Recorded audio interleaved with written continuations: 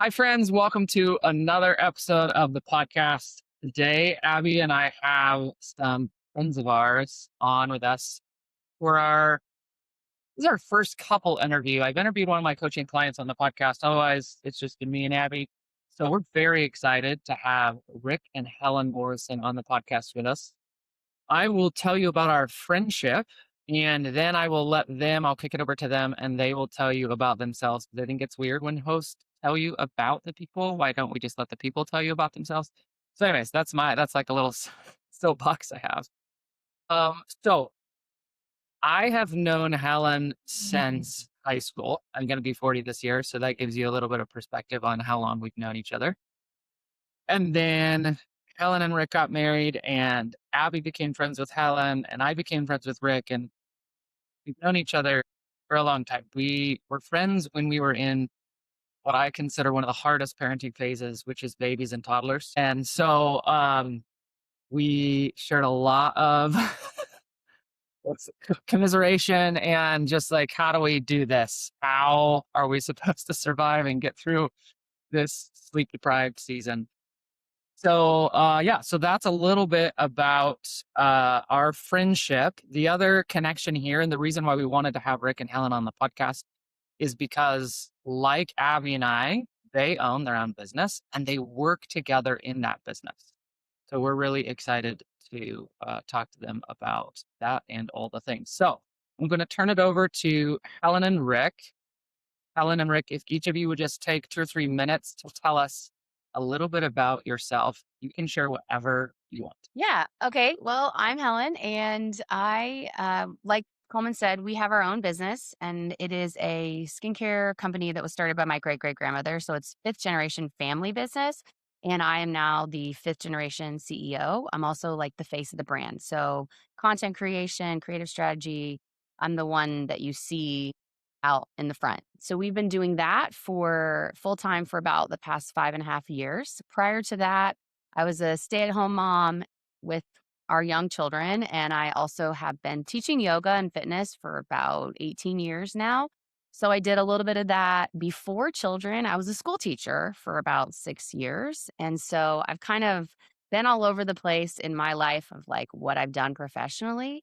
Yeah, Rick and I have been married for 16 years this summer, and it's been quite a journey, but I'll let him introduce himself.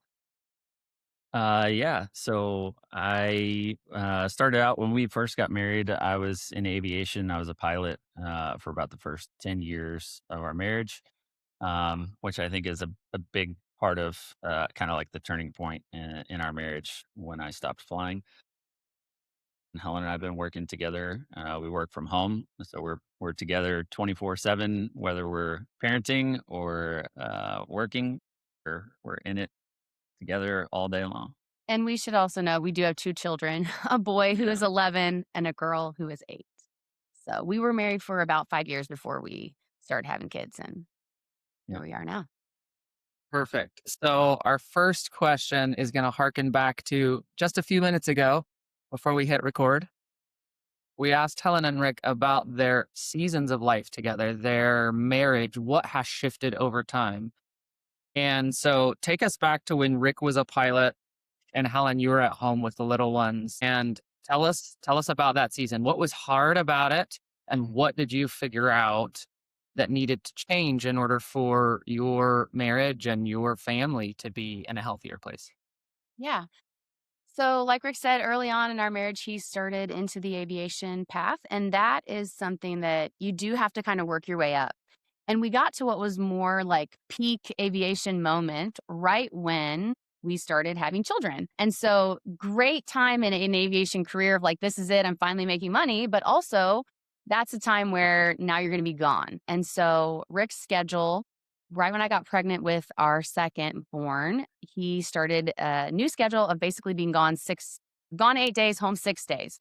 So here I am, pregnant, very exhausted, alone with a 2 year old who is very energetic, and he was gone. And so, in order to survive pregnancy and then now two new babies, under 2 years or under 3 years old, was very like scheduled systems to like make this happen. And so, I was living one life along with two little babies. and he was flying. And even in the world of aviation, you have to be safe. So it wasn't helpful for him because he would very much internalize my stress. It wasn't helpful for him for me to call him and share the misery and get support. It was more like I need to just figure this out on my own, and he needs to be safe in the airplane, so we're not going to talk. And so he would be gone.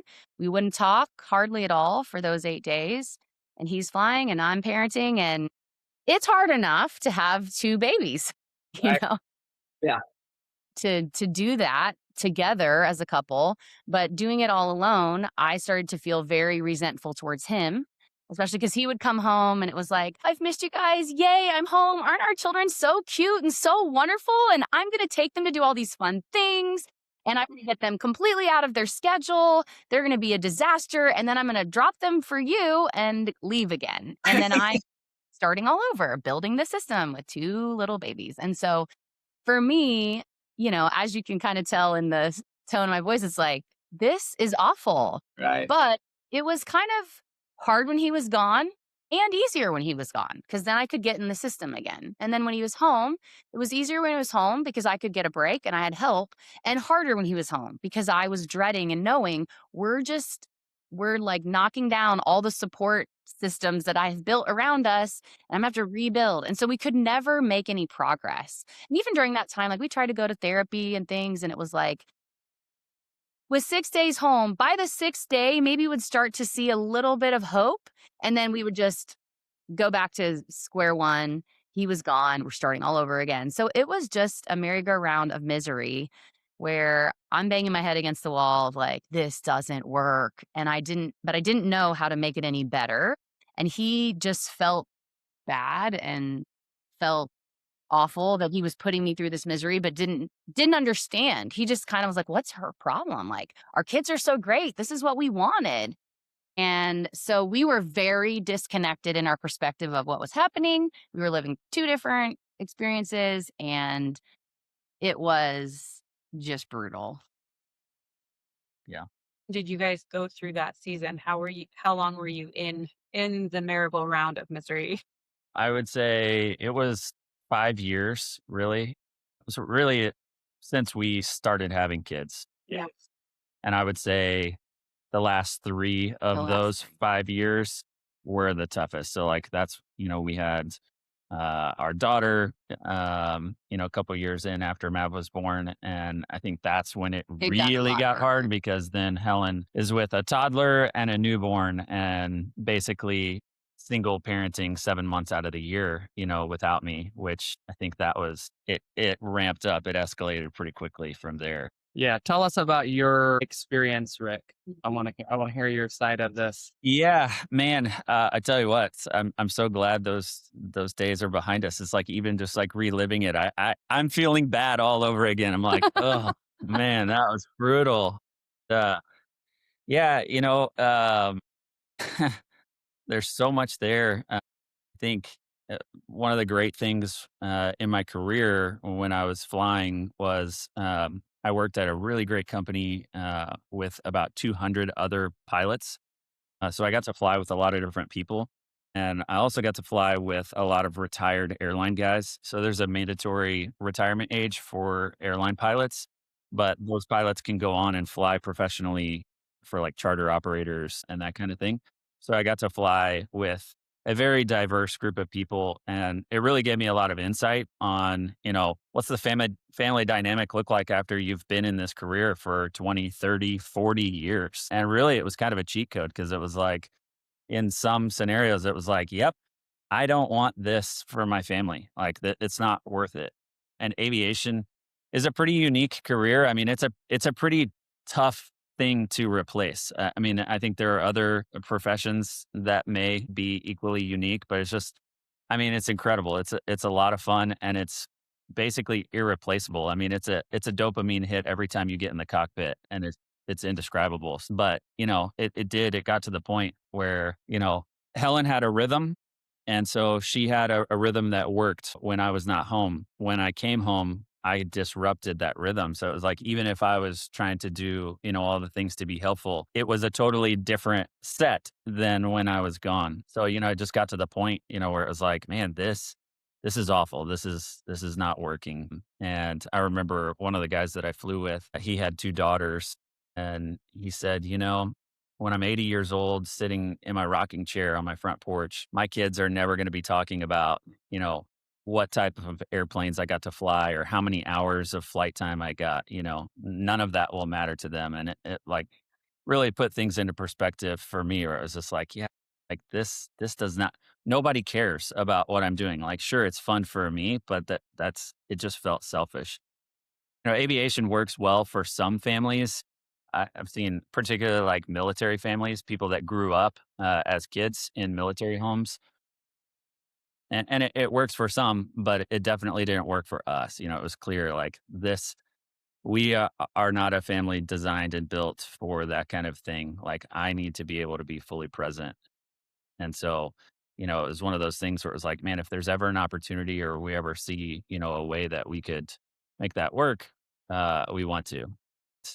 The way it kind of ended up happening, I don't even think that's how it came about. It wasn't like, oh, hey, there's this opportunity, let's quit flying. It was like, we are at rock bottom here. Like Yeah. this is awful. Like, things got really tough for our son, who was 5 when I quit flying. But even for like the first year after I stopped flying, and we were Mm. on the mend and repairing, things in our marriage and just in our family. For like the first year after I quit flying, Maverick would wake up probably like 5 or 6 times a night screaming my name. Oh my Uh, gosh. Daddy, Daddy, are you there? because he was so used to waking up and daddy would be gone and he wouldn't know that he's coming home. And that just, ripped my heart out. But Yeah. So yeah, he didn't know how to he didn't really know how to understand or process you being gone. yeah, and I think that's one of the things that made things hard was, when I would leave, he didn't know how to handle those emotions. I mean, when I first started, like when he was maybe like 2 years old, is when I started my schedule of being gone for 8 days in a row every other week. And the first time I left, I remember it was like 6 o'clock in the morning and he bear hugged my leg as I'm trying to walk out to the Uber to go to the airport. Like, Daddy, don't go, don't go. And from that point, like we did that one time. And every time I had to leave after that, I would just get up at like 4 o'clock in the morning and leave the house before everyone woke up because it was too hard of a transition. And it was hard on Helen because she's having to pick up the pieces, Right. you know. But definitely his behavior, because he didn't know how to process those emotions when I would leave, his behavior would kind of dip. And And I will Helen say bared the brunt too, of that. he is in general by nature an extremely quality time, high time, never needs alone time. He would still sleep in our bedroom if he could. He wants to be together. He had a hard day the other day and he sat down on the couch with me and he started crying. He's like, life is just so hard right now. Our goldfish had died. He's like, and Buddy died. And I just don't have anyone to be with all the time. Somebody like 24/7. And I was like, oh my goodness. But that's who he is. Like, he is like gregarious, be with people. I never need a break. I never need to be alone. And so for a kid like that, it was even more brutal. So it definitely took him some time to adjust to, like, okay, dad's not leaving. He is here. We're okay. Yeah. So what was the shift for you, Rick, to have something that you deeply loved and it provided for your family?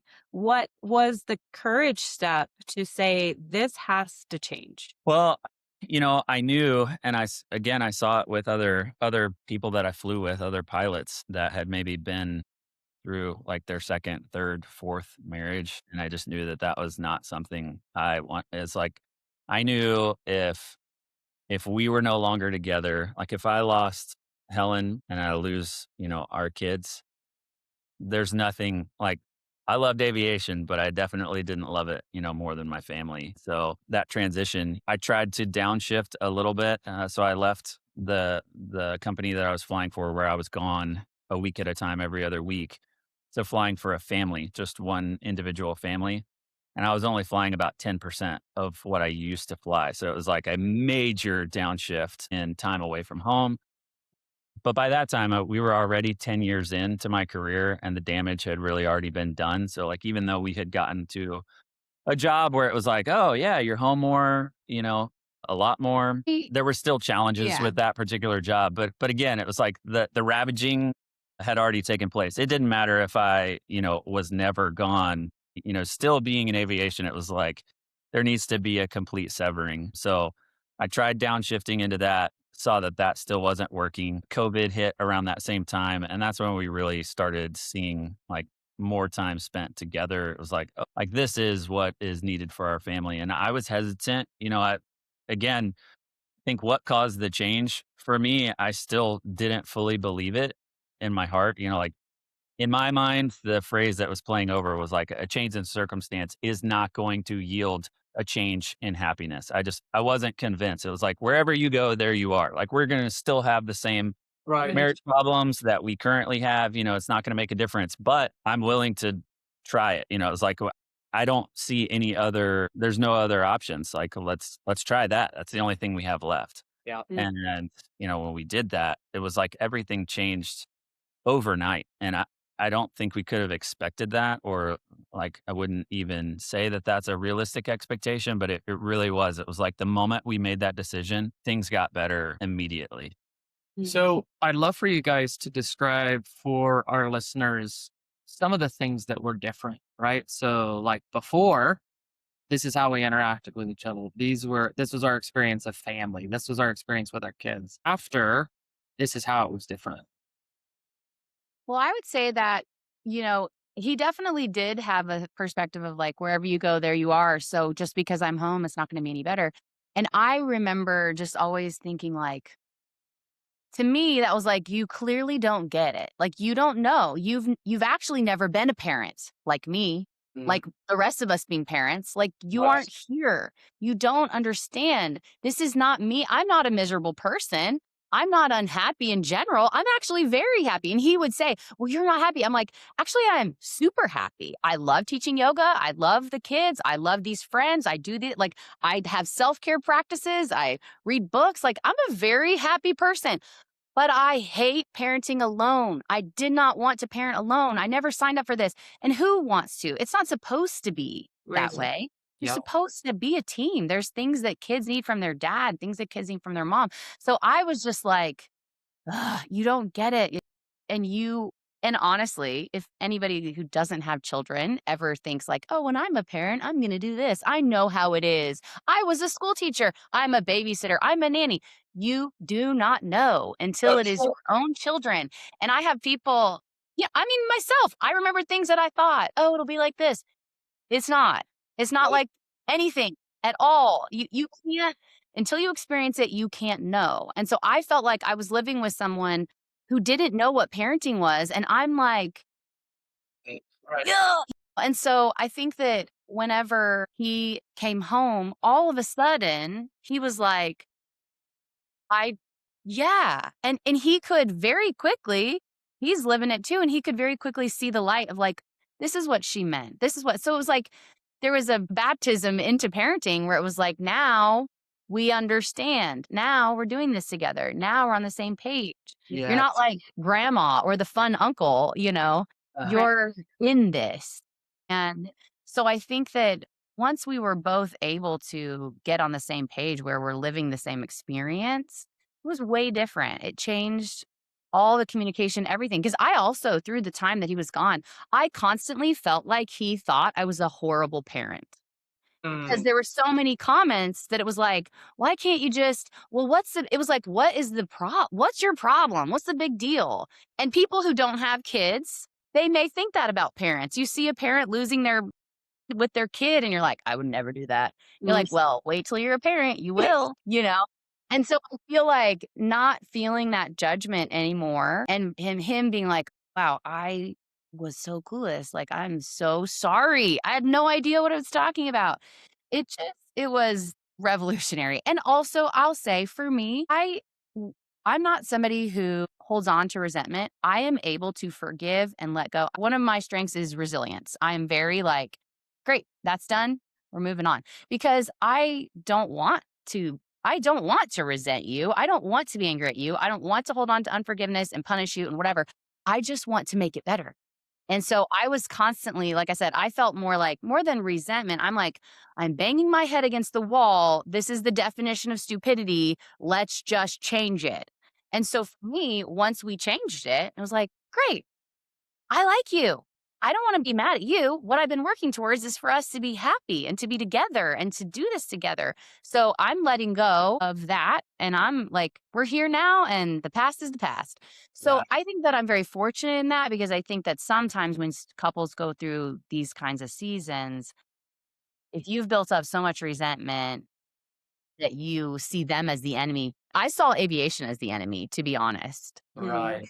And even still, sometimes people talk about aviation and I can get very like, for me, she's the other woman. Like, and he hated when I would say that, but it was like, it feels like you're having an affair with this. Like, this is it. Like, aviation is what's taking you from me. So I was able to turn all my angst or whatever towards aviation as a career rather than towards him because I did think he was great throughout the whole thing. I respected him.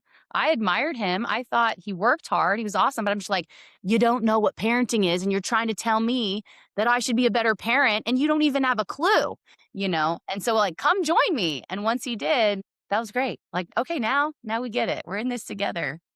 So, I really. I think this is actually a common thing that Yeah. a lot of people can relate to, which is this idea of a career or a passion project or whatever, fill in the blank with whatever it is, but it's something outside of your family that you really love. And in some cases, that can work. In some cases, it does not take away from the family and it complements the family and it supports the family and it's a great thing. And in other cases, it is a situation of competition. Right? It is a situation of it's actually not possible to do both of these well. And I can would love to just hear your thoughts, Rick, because I can relate to feeling this tension of you said earlier before we hit record, like you love being a dad. You were so excited to be a dad, right? So it's obvious that you loved aviation and you loved being a dad. And it was like these two things that you really loved were essentially competing for your time and attention. Can you tell us a little bit about your journey with that tension? Yeah, it's funny. One of the questions in this was like, what was something you believed early on, you know, Yeah. changed? And I think for us, and it's like, it's probably relatable for most people. When we first got married or even when we were dating, we would talk about like what we envisioned, life looking like. And like Helen said, it was like until you actually become a parent, you really have no idea what parenting is like, Yeah. And so I remember like we would talk about it and be like, for me, it was aviation, was going to be how I would provide. Being a provider was very important to me to make sure, like, I just like almost had become a little bit of an idol for me of like, I'm going to make sure there's never stress in our household Over tied money. to Yeah. finances. Yeah. And I was really just getting started in my career when we got married. So I was kind of playing catch up. So I kind of like overcompensated professionally Yes. to a fault. Yes.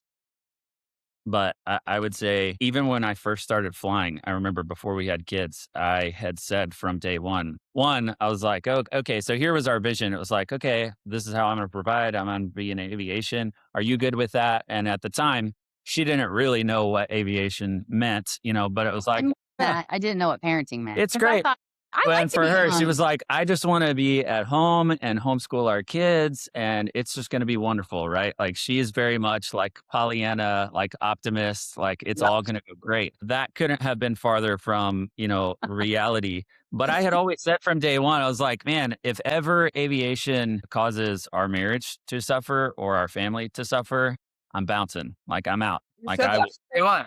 Interesting. Yeah. Yeah, early on. Okay. Yeah, from day one. And so, here I am 10 years into my career, and it is obvious that this is not working for our family. And it was obvious that I needed to step away, like quit. Yeah. And the best way I know how to describe it, it was an easy decision to make, but a really hard one to follow through on for me Yeah. because it was like, I remember even before we started dating in college, I was flying, not professionally, but I was just building my flight time. And I landed from a flight and I called my parents. And I remember saying, like, I was born to do this. I was born to be a pilot. Like, I bleed aviation, which I wasn't, sure, like, it's great. It was a passion. It was something that I enjoyed doing, but I was not created to be a pilot. I was created for so much more than that. I was created to be a father. I was created to be, a husband. And those are the things that truly matter most to me. And so Mhm. I think one of the best things, it's like, I guess kind of an obvious one, but to just never put my career ahead of my marriage and then ahead of my family.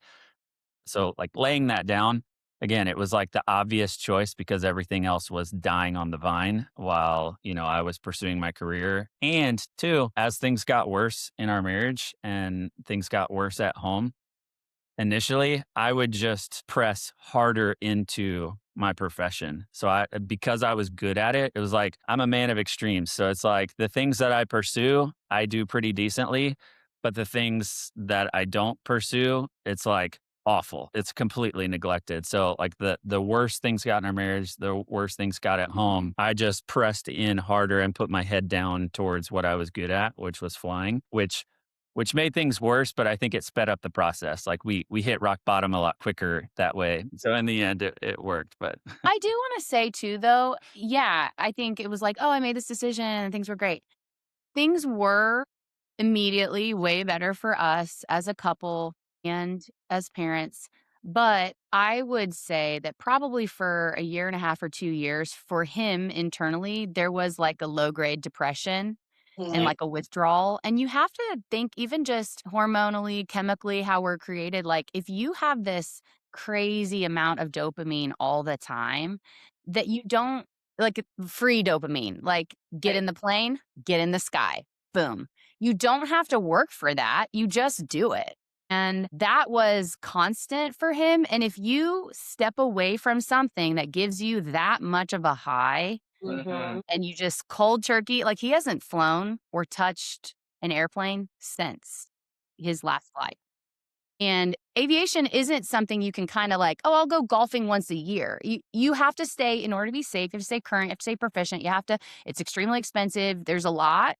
And so there was no like, well, I'll kind of like hold on a little and like keep doing this thing. So it's like, I think if there's something that I really loved and I just like, hey, it's gone tomorrow, you can never do this again. That's a big change for people, especially when it's that gratifying.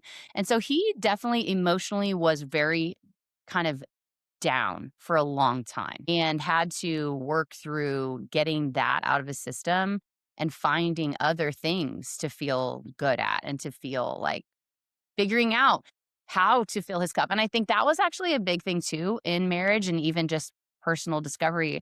I'm very aware of my personal needs. And I'm very like, these are the things that I have to do to stay good. These are the ways I take care of myself. These are my rhythms.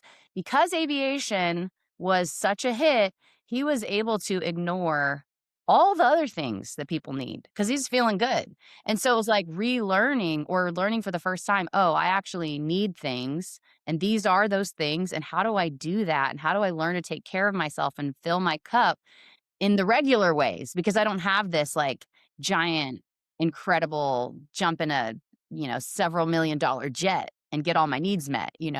So that was a big adjustment emotionally on a personal level. So it wasn't just easy. It wasn't like, oh, everybody just give up that career you love and your marriage and your life is going to be so good. It Right. was definitely tough. Yeah. Yeah, and I'm wondering in that I see you guys as 2 gears working separately, right? And then as your life came together, then you had to figure out how to align those gears. So I'm curious, in that season when it wasn't rock bottom anymore, but it probably wasn't where you guys are today, where it feels synced and in rhythm. What did that look like? How did you support each other? Helen, how did you support Rick in that process? Because that was a giant change for him. How did you support yourself in the change of having him around the entire time, all the time? Well, I think that my strengths, like, I don't know if you're familiar with strength finders, but one of my top strengths is developer, which is all about like how you interact with other people, developer and maximizer. And the way the combination of that is like, I'm very much a person who sees like the potential in people, sees where they're at, and is okay with the growth process. So I think I had a lot of patience with like, it's okay. And I think I saw a lot of what he was going through, and I'm like, this is normal. It's okay. Like, I'm not worried. And like, like we're just going to get there little by little. And I'm also pretty ruthless as far as like, I have this like kind of coach person inside of me. And I will say, I'm pretty tough on him. I'm like, like a coach would be like, no, get up, go again. Like, come on, what are you going to do? Like, I ask a lot of questions and I push a lot. And I think probably sometimes it drives him crazy, but I don't know. I think at the end of the day, he would also say, like, he's grateful for the way that I'm like, no, you do have needs. What do you need right now? I know you need something and you're not saying it. So dig in, like figure it out. Like I'm a little like I can be very tough love, like in that coach athlete kind of way. Okay. And I think I also have a very dialed in personal rhythm for my stuff. So I think he is often challenged by seeing that way that I do.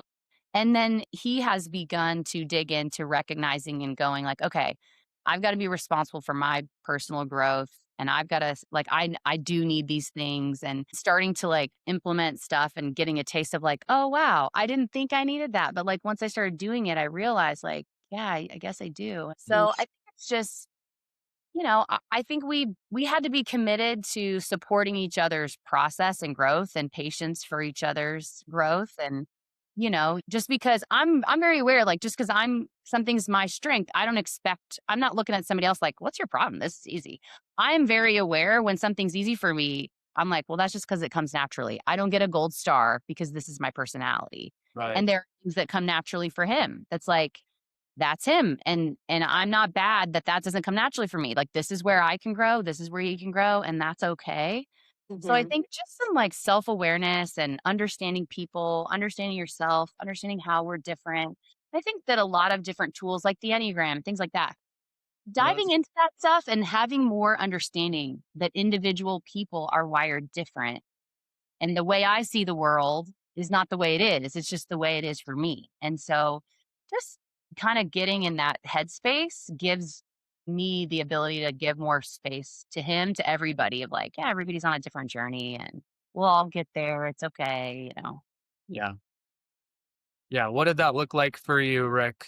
If you could describe that season. Yeah, I would say after I quit flying, it took me about 3 years. For 3 years, it was really, really hard. I had a lot of hard days.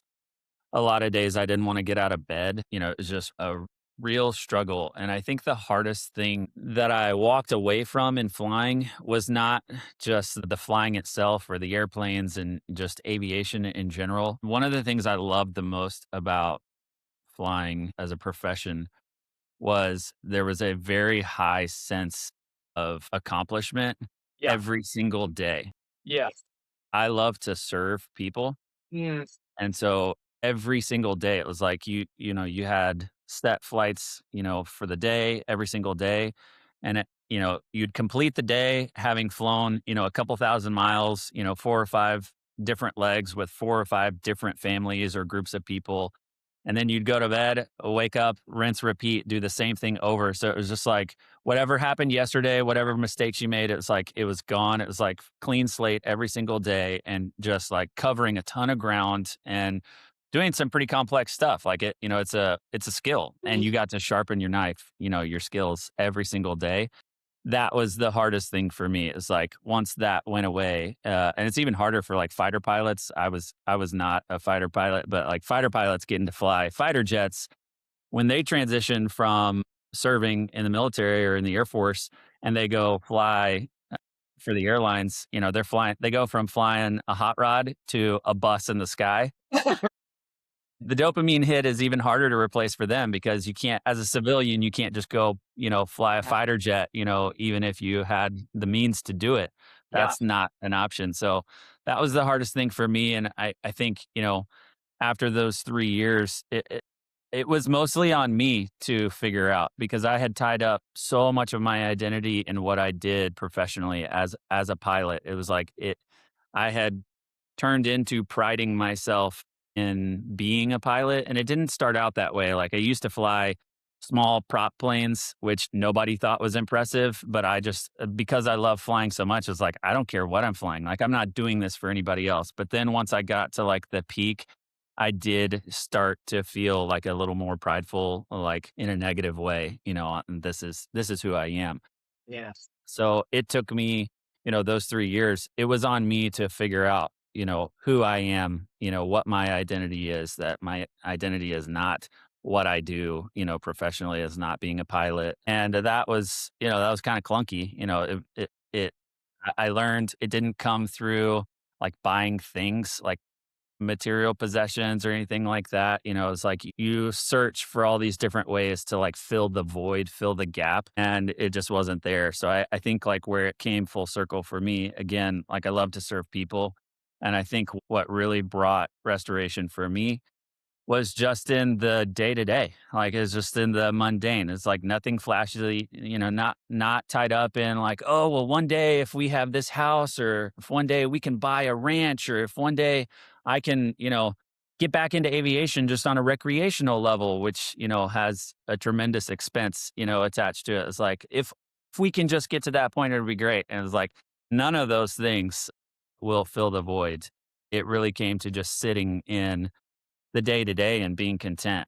And so I think that the service component, like once I realized serving Helen and serving our kids and just the support I can bring in those ways, that has become the most fulfilling thing. Like I get to take the kids to school every single morning. I pick them up every single day. I do bedtime. I do morning wake up and breakfast on school days and all of that. And it's just like, man, I wouldn't trade this for anything. I couldn't imagine what it would be like to be on the road, a week at a time in this season of life. So, But it is a really big reframe too, because as you guys know, parenting doesn't offer that same like, oh, look at that.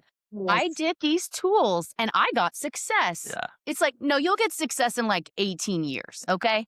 Keep on planting, keep on digging in the concrete, Yeah. and maybe you'll see a hint of tiny bits of growth as the years go by. But there's just so I think what he said about like learning that contentment of like Yeah. finding, like, joy in, like, I planted the seeds, I know I did the thing, I got up, like, finding joy in the small every day and gratitude in the small every day, like, Yes. that's key in parenting or you're just gonna be cooked. Parenting is mainly invisible and thankless work for the most part. Yep. So, Rick, tell me about when you think about the mundane, when you think about the role that you play today in serving your family and Helen, why does that feel like accomplishment to you now? Why does that feel so good to you now? Yeah, I think as bad as it got in the aviation season for our family, it makes the small wins stand out so much easier. And like particularly with our son, it was really hard on our son when I was flying and when I was gone. It had just gotten to a really really dark place for him, and so it took about a year after I quit flying to get him fully on track, and that was like I had just a few things that I was believing for when I quit aviation, and all of those things really happened in the first year after I quit, which is crazy. I didn't expect that it was going to happen that quickly, but I'm a pretty patient person, and so my mind frame around parenting, like I know it's not, oh, there's a correction and then there's a change in behavior, right away. In my mind, I'm like, okay, we have these kids for 18 years, and Mhm. sometime between now and the time they become adults, like the light switch is going to flip. And it's funny because like we even see it now. It was like before we came on this podcast, Ellen and I were talking about it, at the breakfast table, and our daughter Sunny said, "What's the podcast about?" And we said, you know, they talk about marriage and parenting and families, and she was like, great. You guys are awesome at that. So that fits you guys perfectly, And so it's just like, it was just a reminder that it's like parenting for me, I think a lot of times is less about what you say to your kids, which everything you do, is impactful. But I feel like what our kids are learning the most is just learning by observation, learning by how we live our lives, which is a really, it's great to see little glimpses where it's like, oh, you guys are watching, you guys see it. And on that note too, they definitely both make comments a lot about how we have a good marriage. Like, I think along that same thing, Sonny was like, Yeah. you guys have the best marriage, so you guys will be good to talk about that. Like, Yeah. and honestly, for me, I feel like it's really sad that I think in our generation, like most of my peers, I know very few people who would say that their parents have a relationship that looks like something they want. And I think that for me, the way that I win in parenting is to focus on the wins between us. Mm. If our relationship is really, really great, despite the fact that I'm like pulling my hair out about the kids, a lot of times when parenting would get hard in the past, that would make our relationship hard. Mhm. So for me, I feel like the wins come from focusing on like, let's make sure this is good because whatever, their brains are not even developed enough to learn this lesson, but That's we're right. going to try. But if we are good, they will remember that we are good. And I think the ultimate success in my life will be the success I want is that in the future, I think it would be us having a relationship. Other people are like, man, we want that because eventually the kids will grow up and they'll leave. Right. Yeah. And Yeah. I don't want them to grow up and leave and be like, dang, I don't ever want a relationship like they have. Yeah. And I feel like for me, the win is regardless of the fires going off with parenting, we're good and we are happy. And we still look forward to connecting at the end of the day. And that helps the hard days of parenting. And Yeah. I think a lot of parents just focus on the kids and their activities and are they the greatest athlete ever? Are they in all the clubs? Are they getting good grades? And we have really just focused on us.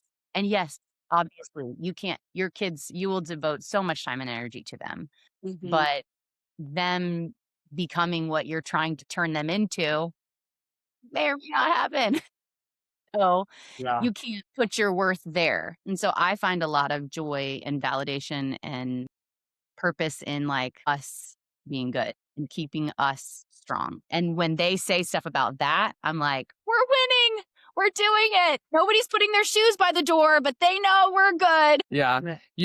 That's actually really true because a lot of parents think that their goal is like, oh, I want my kids to be happy. That's a thing you'll hear. Like, how do I make them happy? How do they achieve their dreams? How do they do all these things? But the truth is, what kids actually really, really, really want in life and from their parents is they want to feel safe. And the way their nervous system decides whether or not they're safe is how are mom and dad doing?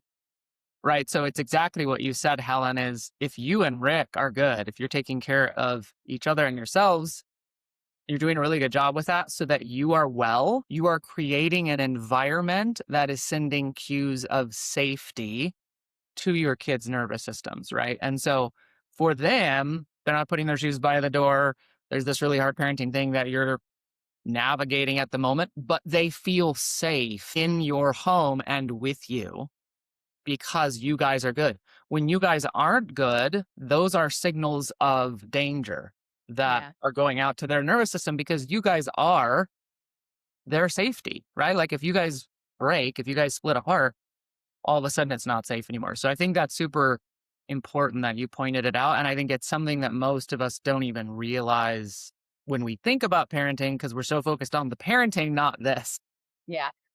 This I is got two just these are digression bonus point, I guess, just words of encouragement that have popped up throughout kind of our conversation here. One, if you've ever had marriage counseling before, just a word of encouragement that, marriage counselors are great and there are some awesome ones out there, but a marriage counselor is not the final source of truth for your marriage because we saw multiple different counselors. And, there were times like one we had, was basically an intern and we were paying like $50 an hour. And I'm like, really? I'm entrusting the most valued asset in my life, my marriage, to a $50 an hour intern, and it's like there were great things that came from it, but I would just say like, there were also some things where it was like, yeah, we need to filter that Oh, for ourselves. And then second, I would say if you ever do anything that it seems non-standard, like don't worry about what others may think. It's like I think one thing that we do that might be like different from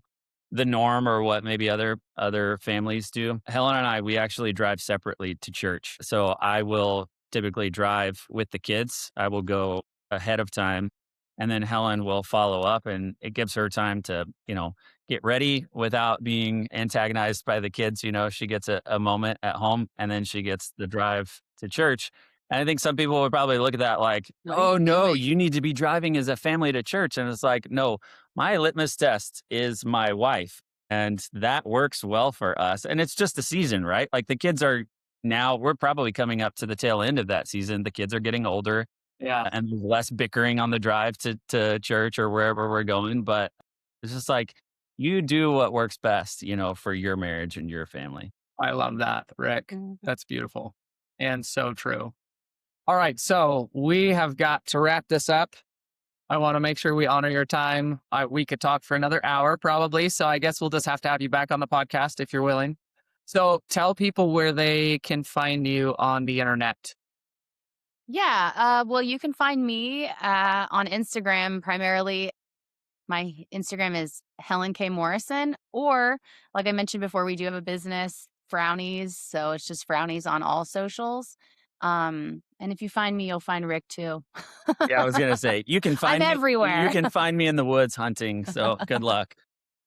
And tell us about Frownies real quick, Helen. Give us the pitch because it's an awesome. Yeah. Abby uses it. Every night. So Frownies is a skincare brand built around one hero product, which it's essentially a wrinkle patch, non-invasive, like natural alternative to Botox, essentially helping to relax your facial muscles. It's been around since 1889. You wear it at night while you sleep, and it'll keep you looking beautiful. Love it. Awesome. Okay, and I was going to ask you guys for a piece of wisdom. Rick, you shared yours. Beautiful. Helen, share Yeah. something with our audience. My piece of wisdom would be to individually focus on your personal growth and you are responsible for your happiness.